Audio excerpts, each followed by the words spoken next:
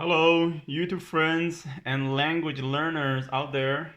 Today's video, I'm going to briefly talk about an interesting question I encountered recently about Chinese handwriting. I think for a lot of beginners, it's really confusing about how to write a Chinese character based on which order. For example, right? A lot of people ask about how to write the character water. A lot of people would ask why you don't start with the left part first and then the middle part and then last the right part.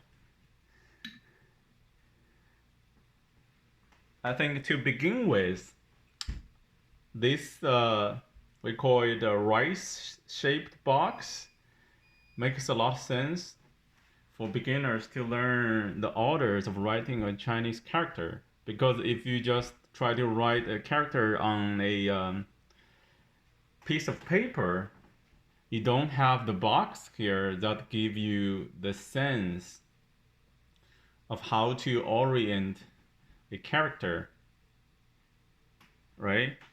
And also for Chinese calligraphy's perspective, we're not just talking about one character.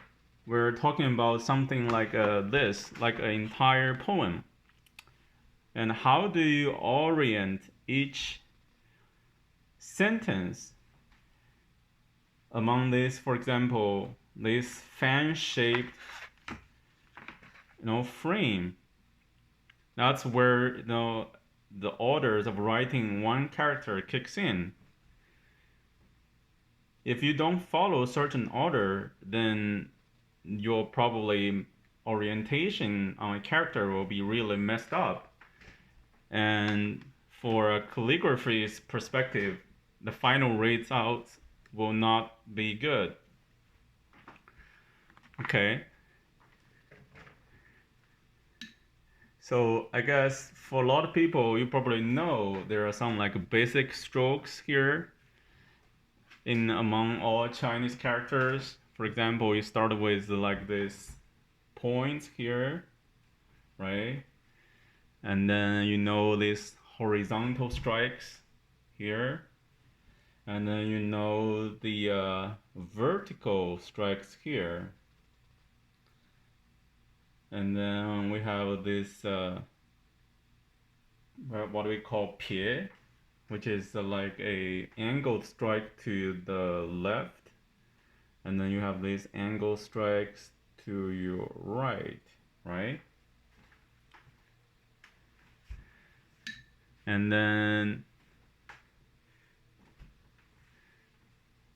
for like basic character like water, then you have this combination of hen and pie.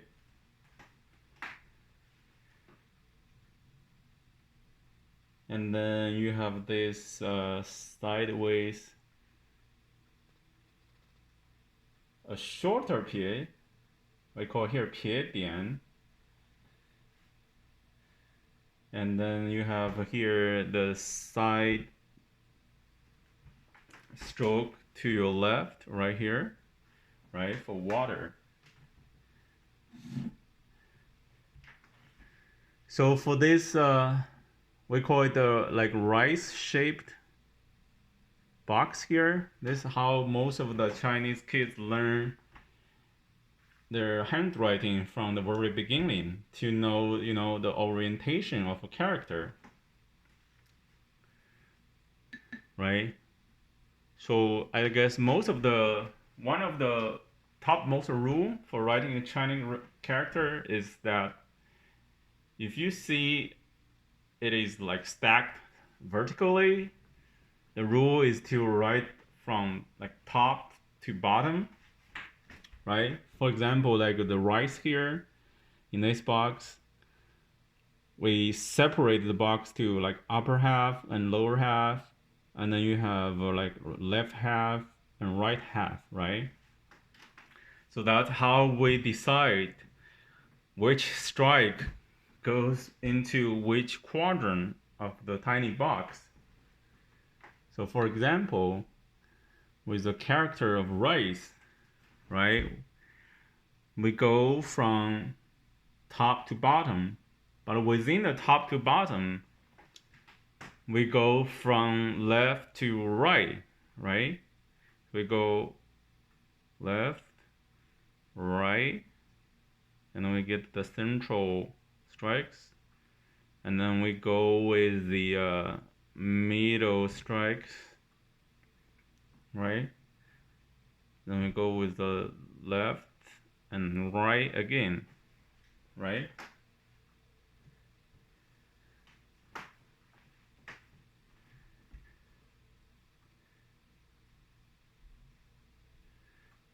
I guess there's another rule is that, you know, when you write a character like this, this is one the rice character is also like um symmetrically oriented. So with a symmetrically oriented character, you always go from left to right, right? And you finish the bottom part at the last. So some people may ask, why can't I write the middle part first? Or so if you try writing the middle part first, right? You may have like a problem like if you just randomly start with the box, it may start like to the left or to the right, and then if you do the other part, right? Then this character will be like disoriented. And if you go back to the poem in a whole, if you look at it, if you write something differently, then maybe like in one sentence, your character will be two to the left and then two to the right. And then for the whole piece of the work, it will be like imbalanced. And then it won't look good. So that's why there is we have this system, you know, from top to bottom and left to right. And then if you can start with this, you know, we call it rice shaped box, and then you practice for a long time, then it will become your muscle memory. So next time when you write something without the box, you'll still know how to orient your strikes, right?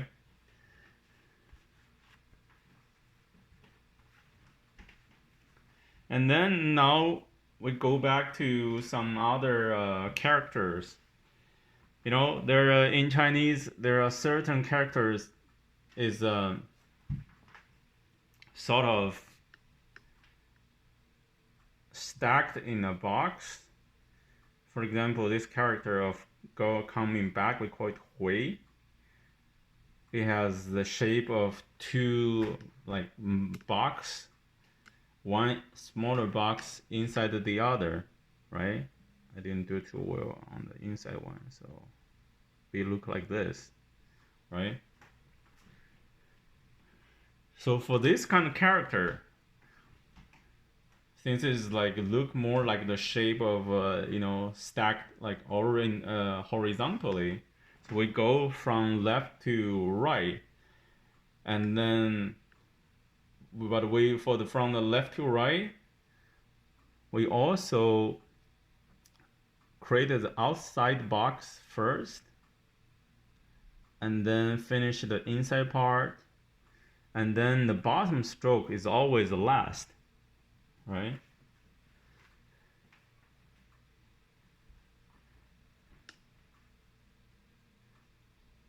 Because why we finish the bottom stroke last?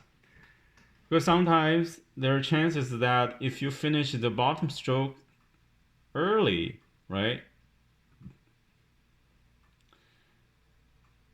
You may do like this, sometimes then you have you make the word character disoriented if you don't know, if you don't have a reference point in the middle, right? So I think the bottom stroke finished last is a better way, so you can double check if your character is balanced or no.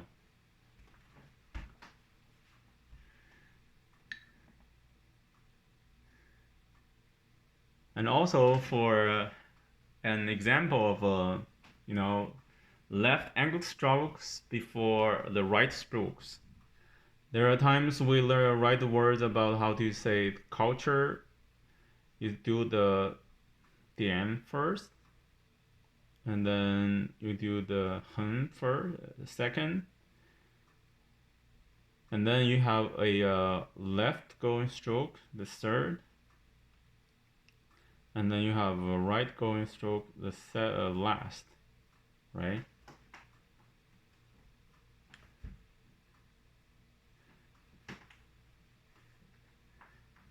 And for this kind of character, it's also worth pointing out that the reason why we do the 斜点 stroke first is that inside the box, right?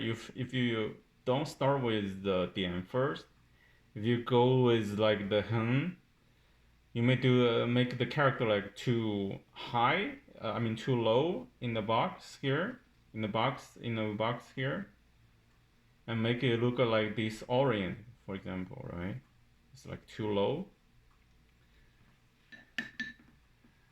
But if you start with the dian, right, you can make it go higher, and then the hen, 撇 and la, and make the character looks more balanced. So there are so many ways, so many characters, you know, in Chinese language. It takes a lot of practice and have the picture in your head to master the handwriting of Chinese language. So I hope this video shines some light and resolve some of your troubles, and hopefully we can come up with some more videos to answer your questions. That's it for today. Thanks for watching. Bye.